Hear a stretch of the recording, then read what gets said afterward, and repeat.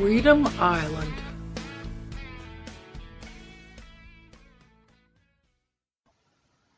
So I thought, what should I do?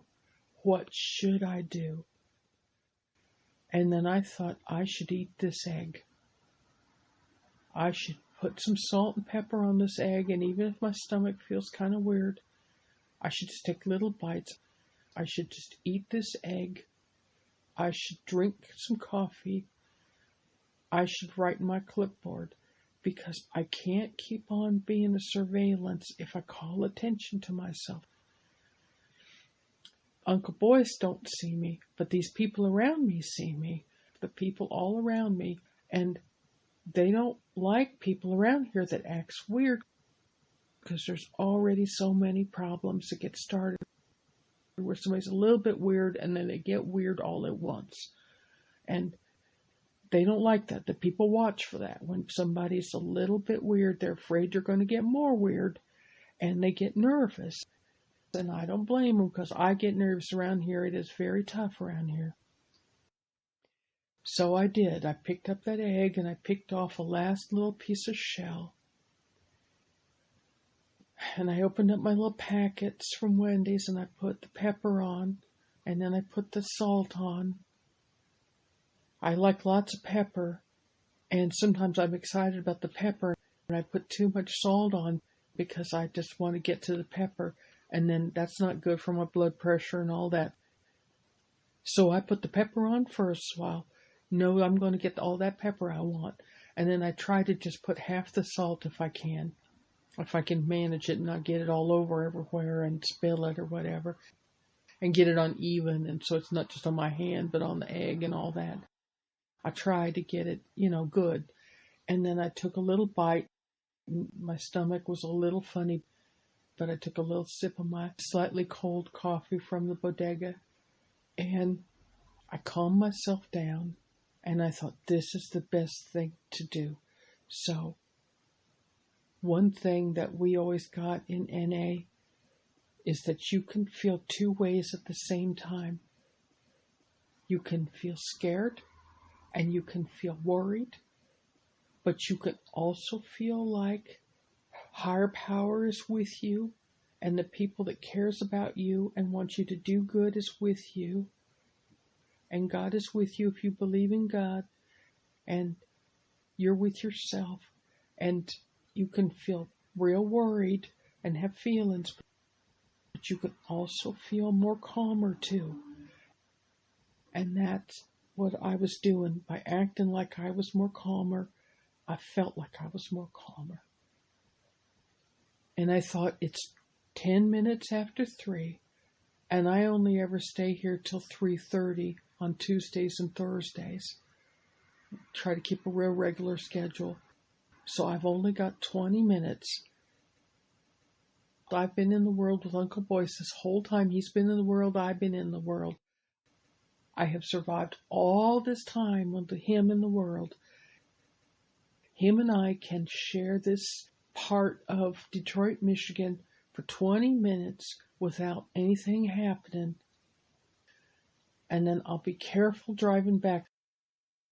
I won't drive right to where Vivian's house is. I will turn and turn and turn, and I'll look all around me and make sure I don't see nobody, no vehicle that looks like I've seen it before. Just in case I worry they follow me to where I'm staying at, I can just look. I don't have to worry, think, and get all panicky. I can use good sense. I can get facts. And I can look at what's real and not get these feelings carrying away with me. And I thought, that's right. So that's what I did. I stayed 20 more minutes. I had ate my egg. I drank the rest of my coffee. I wrote some stuff on my clipboard. I checked to make sure my smartphone that the recorder was still recording on it, and it was. And I just did all the regular things. I thought, it's just regular. And when it was 3:31, I put my clipboard down and I put my trash in the trash thing, And then I tried to get a look on my face like, well, it's 3:30, another day, another dollar, I'm done. And I started up the van, and then I did what I said I was going to do. I just went over closer to where the library is, and I pulled in the parking lot at the library, and they wasn't actually open right then, but I pretended like I was looking to see what the hours was on the library sign. They're not always open every afternoon because they don't have enough workers. So sometimes they have to close up at lunchtime. And they're going to try to get some more staff, but right now they're short on people over there. So it's just morning library time. But I acted like I didn't know that. And I looked like I was trying to check that. And that gave me time to look all around on the street and everything. Nobody came closer. Nobody followed me in the library lot. So then I came out and I just took a couple extra turns and a couple extra turns. And then I thought, am I all right? And then I thought, you could just keep looking and seeing sinister things everywhere you look. You start going that way, and everybody's a spy. Everybody knows Uncle Boyce. Everybody's following you. You gotta not be like that. That's just being... There was one time when I took a pill, and it was the wrong pill. Somebody had mixed in something that was supposed to be my regular nerve pills, but I got something else that was mixed up in there, and I don't know what it was, but it made me so paranoid. Oh, it made me so freaked out. And I spent 2 or 3 hours sitting on my kitchen floor, hiding in my kitchen, because I thought they were going to come get me, whatever they was. And I thought I had to stay on my kitchen floor till a certain time. And I thought, as long as I sit right in here, I'm good. And I thought I had to have the radio on to Golden Oldies, because that was special signals that would protect me from their communications, whatever they was and however they communicated. So I couldn't have no other station on the radio. I had to have the golden hits from way back or whatever that's called, which I don't even like. But that's what I had to listen to, because that's what my mind was telling me was going to protect me from them.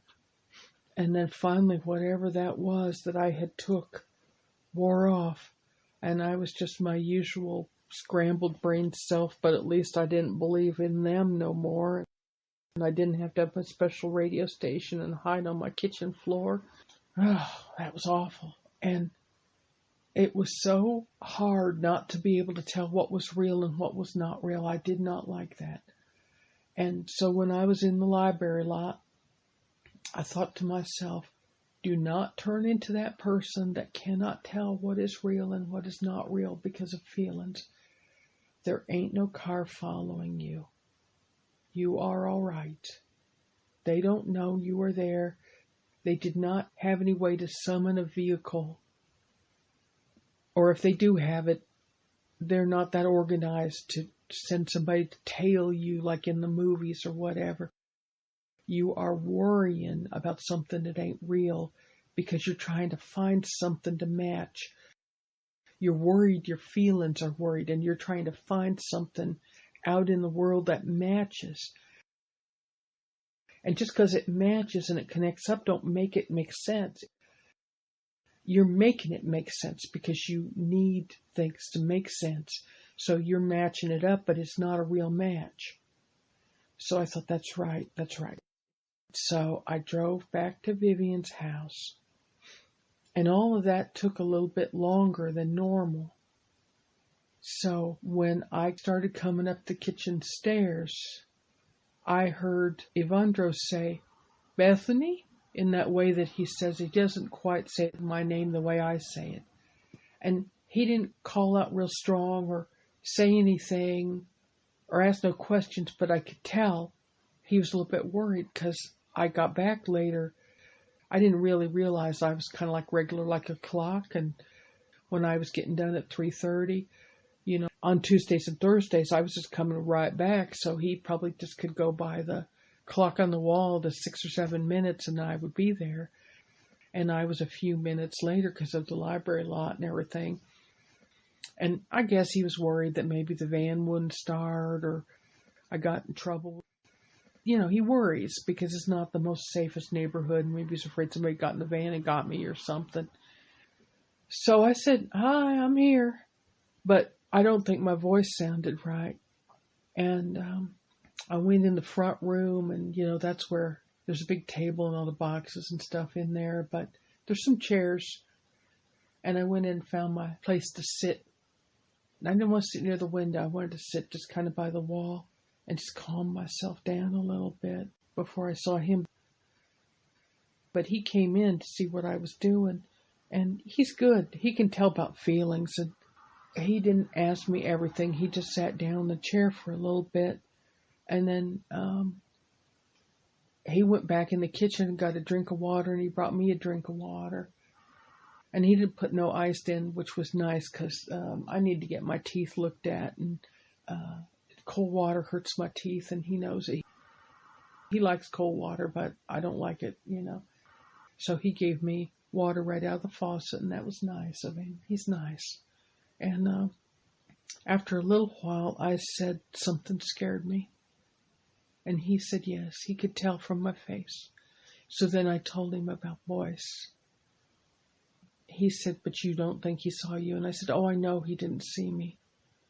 And he said, "So don't go back anymore." And I said, "I have to go back. Evandro, I have to go back." And he looked worried. And I said, "He doesn't know it's me. And they haven't said anything that I really feel like would help us. It's not real evidence." And he said, "It is evidence." And I said, "It is not evidence. They need something that they say that is, they can't just say, 'Oh, I was just kidding,' or 'I was just blowing off steam.' They have to say something. They're planning. They're making I don't know what their standards are for that, Evandro, but they got to say something that shows they're making a definite plan to do something to hurt people or blow something up or kidnap somebody or something like that, which are probably going to do all those things. But we got to get some kind of proof." And he said, "You have proof." And I said, "You wish I had proof." And then he looked like he wanted to argue more, but then he took a breath and he took like a couple sips of his water. And I said, "I know you're worried." And he said that he was worried. And I said, "I don't want you to be worried." And I was scared. I know I was scared today. And it reminded me to be very careful. And he looked worried, and I said, "I didn't do nothing different. Don't worry. I didn't take no risk." Well, what I'm saying is that I had got a little bit too casual. And then that made him look even more worried. And I said, "I'm not doing anything. I make it sound like I'm doing something different. I'm not. I'm just reminding myself to be on guard. I know he's in there. I knew he was in there. Just because I never saw him didn't mean he wasn't in there. I know he's got friends in there. All that stuff I saw online. I haven't heard them talk about him on the walkie-talkie, but then a lot of that walkie-talkie stuff is hard to understand. I said it's what I've already known was happening.